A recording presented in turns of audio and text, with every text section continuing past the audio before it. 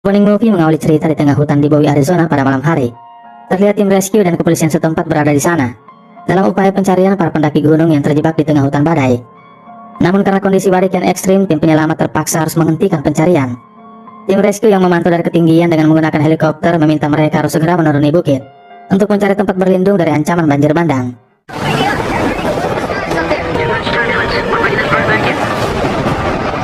Namun saat tim rescue memutuskan untuk mundur, terlihat sosok pria berkuda tetap melanjutkan pencarian. "Who are you, man?" Penasaran? Cahaya kilat pun menampakkan sosoknya. "Siapakah dia?" Jeng-jeng, astagfirullah, sorry guys, salah sasaran. Sosok itu ternyata Om John. Satu orang pendaki berhasil ditemukan, namun sayangnya sudah dalam kondisi tidak bernyawa. Dan dari kejauhan terlihat banjir bandang kian mendekat. Dia kemudian melanjutkan pencariannya dan menemukan dua orang pendaki lainnya.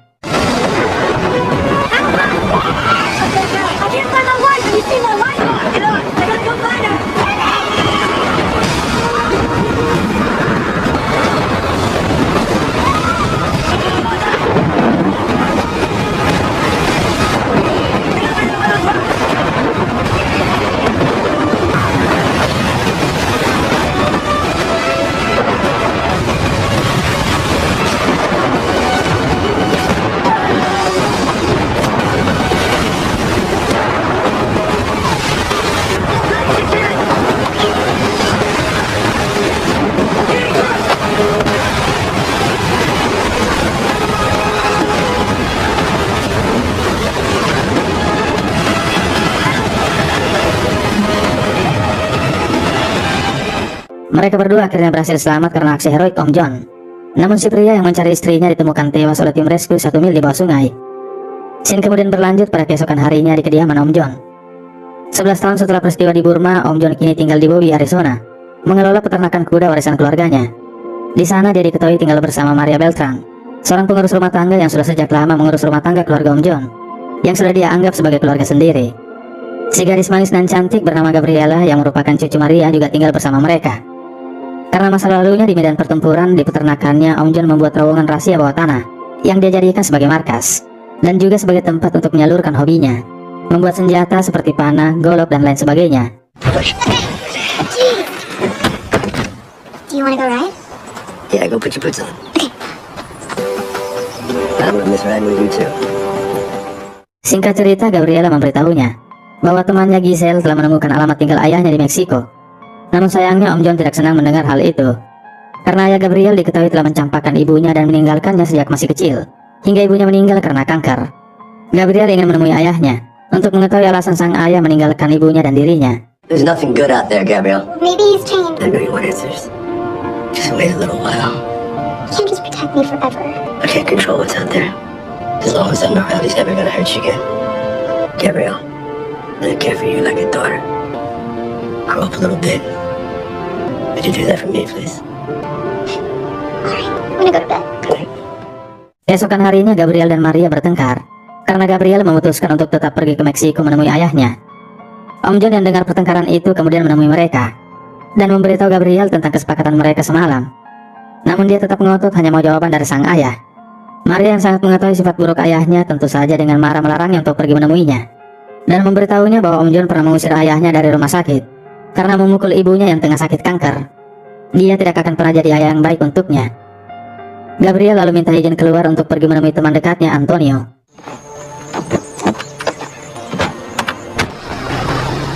Di tengah perjalanan, Gabriel terus memikirkan ayahnya, sehingga tanpa sepengetahuan Om John dan Maria, dia memutar balik kendaraannya dan memutuskan untuk pergi ke Meksiko. Setibanya di Meksiko, dia kemudian menemui Giselle di rumahnya. Sempat ngobrol singkat, Giselle langsung mengajaknya untuk pergi menemui ayahnya. Sementara Om John di peternakannya mulai curiga karena hingga sore Gabriel belum juga pulang. Di malam harinya, Gabriel ditemani Giselle tiba di tujuan mereka. Sendiri dia kemudian bergegas pergi menemui ayahnya yang tinggal di apartemen nomor 2. Stella, I'm just trying to understand why you would just go like that. Because one day, I looked at your mother and you, who I never wanted, and realized you both didn't mean anything to me anymore. Sedih dengan kenyataan pahit mendengar jawaban sang ayah, dia memutuskan untuk pulang. Namun Giselle melarangnya karena sudah larut malam. Giselle yang akrab dengan dunia malam kemudian mengajaknya ke sebuah klub untuk sejenak menghilangkan kesedihannya. Di sana Gabriel kemudian dihampiri oleh seorang pria bernama Flaco. Mengajaknya ngobrol, lalu tanpa semangat Tuan Gabriel, Flaco melarutkan obat bius ke minumannya.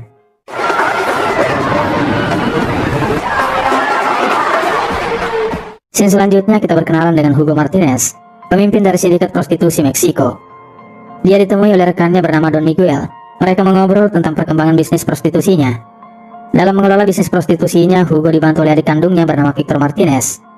Di saat yang sama dengan panik, Maria memberitahu Om John kalau Gabriel pergi ke Meksiko menemui ayahnya dan hingga kini dia belum kembali. Dia mendapatkan kabar ini dari Giselle yang menelponnya. Om John bergegas berangkat menuju Meksiko. Gabriel dan beberapa wanita lainnya yang diculik akan dipekerjakan sebagai wanita penghibur, dan Victor mengancam akan membunuh mereka jika mereka mencoba untuk kabur. Setibanya di Meksiko, Om John langsung pergi menemui ayah Gabriel dan menanyakan keberadaan Gabriel. Namun sayangnya ayahnya tidak mengetahuinya. Lanjut, dia kemudian menemui Giselle di rumahnya. Giselle memberitahunya mereka yang bersama-sama di klub malam terpisah di sana, dan dia sama sekali tidak mengetahui di mana Gabriel sekarang. Namun kebohongannya ketahuan saat Om John melihat gelang Gabriel di tangannya. Om John kemudian mengancam akan melukainya jika dia tidak segera mengantarnya ke klub itu dan memberitahu siapa pelakunya. Look at me. I'm gonna hurt you real bad. Daripada benjol, Giselle pun mengantarkan Om John ke klub itu. Setibanya di sana, Giselle langsung menunjukkan pria yang terakhir berbicara dengan Gabriel. Lalu Om John menyuruhnya untuk pergi. Om John lalu menunggu waktu yang tepat untuk menemui Flaco. Tidak lama kemudian, Flaco beranjak dari tempat duduknya dan berjalan menuju keluar bersama teman wanitanya. Namun tanpa sepengetahuannya, Om John mengikutinya. Seorang wanita misterius yang melihat Om John mengintai Flaco juga ikut keluar membuntuti mereka. Di parkiran, si kampret ternyata mau mencuci botolnya. Namun tiba-tiba Om John datang dan menyerangnya. Ya no conozco esa pinche bola, cabrón.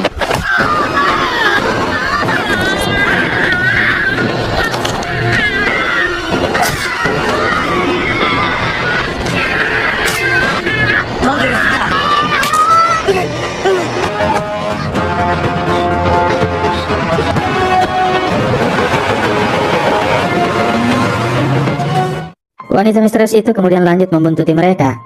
Pelaku mengantarnya pergi menuju ke tempat di mana Gabriel disekap. Di saat yang sama, Gabriel bersama wanita lainnya diberi pengerahan oleh seniornya, yang mengatakan mereka harus melayani sebanyak 40-50 pria siang dan malam, dan jangan coba-coba berani untuk kabur. Tiba di tujuan, setelah mengetahui tempat target sasarannya, Om John langsung menghajar si kampret. Lalu kemudian bergerak naik menuju ke tempat target sasaran. Tidak lama kemudian, Hugo dan anak buahnya pun juga datang ke sana. Di saat yang sama, Victor memberi hadiah kepada para polisi korup daging mentah untuk mereka cicipi, termasuk Gabriel juga jadi santapan. Pengintaian Om John rupanya diketahui oleh anak buah Victor, sehingga mereka kemudian bergerak membuntuti Om John. Semua akses jalan keluar dijaga oleh anak buah Victor, sehingga jalan satu-satunya mengarah ke tempat di mana Martinez bersaudara menunggunya. Dari kejauhan, wanita misterius itu juga berada di sana mengintai mereka. Bertemu dengan Martinez bersaudara, Om John digeledah, dompet dan senjatanya diambil. ¿Andas perdido, viejito? ¿Qué haces aquí? Vito, Arizona. esta puta es de nuestro corral.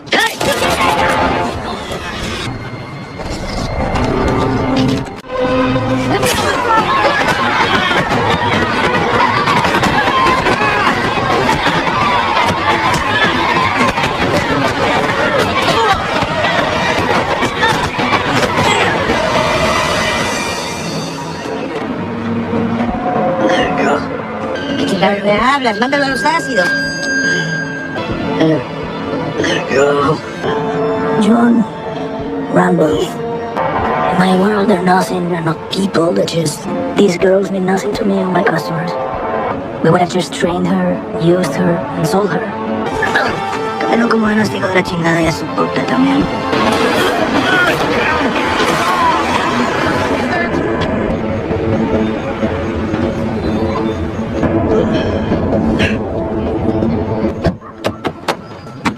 Setelah melihat keadaan aman, wanita itu menolong Om John dan membawanya ke rumahnya.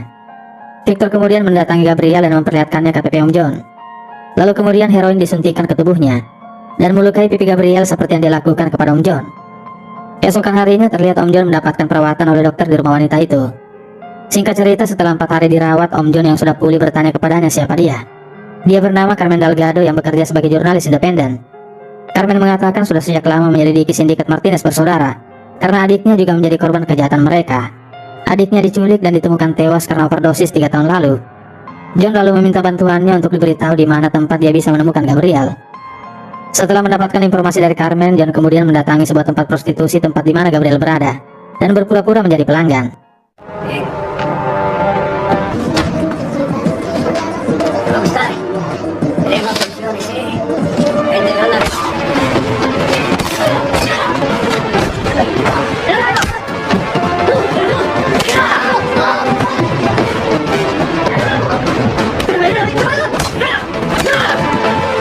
Om John akhirnya menemukan Gabriel dengan kondisi yang memprihatinkan.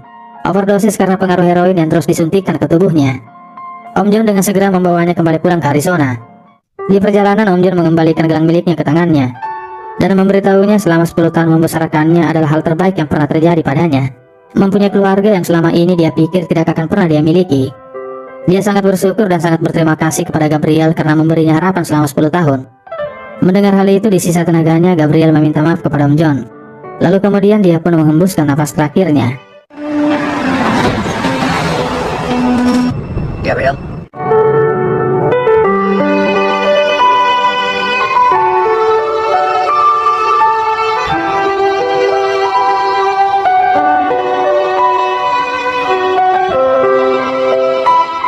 Sabar ya Om John. Setibanya di rumah, Maria yang melihat kedatangan Om John langsung bergegas menemui cucunya. Namun Om John melarangnya. Dia yang mendatangi Maria dan memberitahukan jika cucunya sudah tiada. Tampak jelas kesedihan Om John kehilangan Gabriel. Setelah menguburkan Gabriel, Om John meminta Maria pergi meninggalkannya dan tinggal bersama saudarinya. Bukan maksud untuk mengusirnya, namun karena Om John memiliki rencananya sendiri untuk balas dendam dengan kejam menghabisi Martinez bersaudara. Dia pun langsung memulai rencananya. Merakit bom berdaya ledak tinggi, membuat parit dan menanam bomnya di situ. Memasang radio Claymore di terowongan, memasang jebakan-jebakan mematikan dari kayu, besi maupun minyak. Menyimpan beberapa senjata di berbagai titik, mengasah goloknya dan juga anak panah busurnya.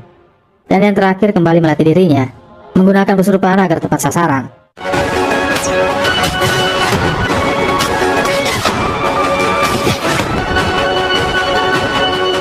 Dan di malam harinya dia kembali ke Meksiko menemui Carmen dan memberitahunya jika dia akan balas dendam, mendatangkan kematian yang menyakitkan bagi Martinez bersaudara. Dan target pertama Om John mengincar Victor. Untuk itu dia meminta Carmen memberitahukannya alamat tempat tinggal Victor. Berbekal pengalaman tempur, terlatih di berbagai medan, serta kemampuan menghabisi musuh jarak dekat, Om John pun beraksi.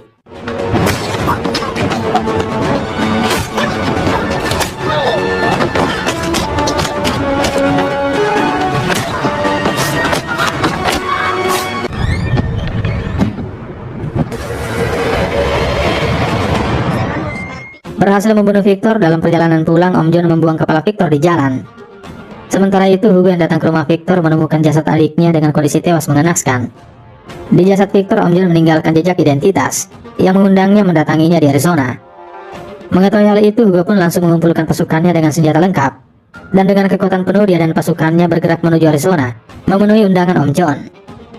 Esokan paginya mereka pun tiba di peternakan Om John dan langsung membagi tim. Om John yang mengetahui kedatangan mereka sangat siap menyambut dan mengantar mereka menemui sang pencipta.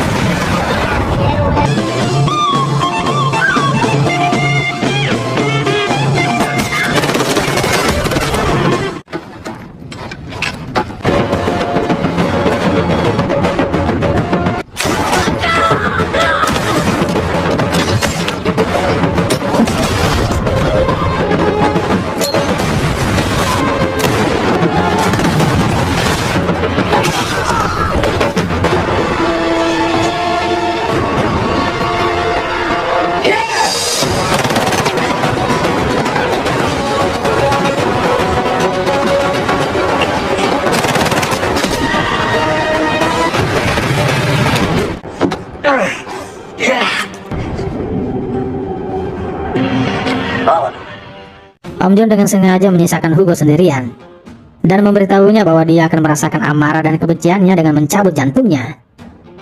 Om John kemudian meledakkan terowongannya dan memandu Hugo dengan cahaya lampu agar Hugo bisa selamat keluar dari terowongan.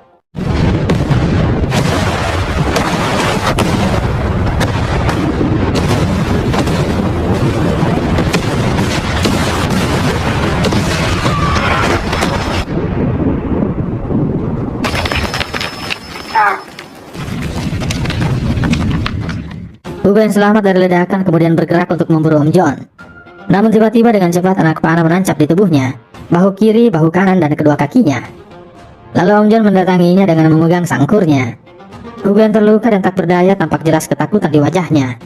Lalu tanpa ampun dan belas kasihan Om John merobek dadanya dan membuat tutorial mencabut jantung.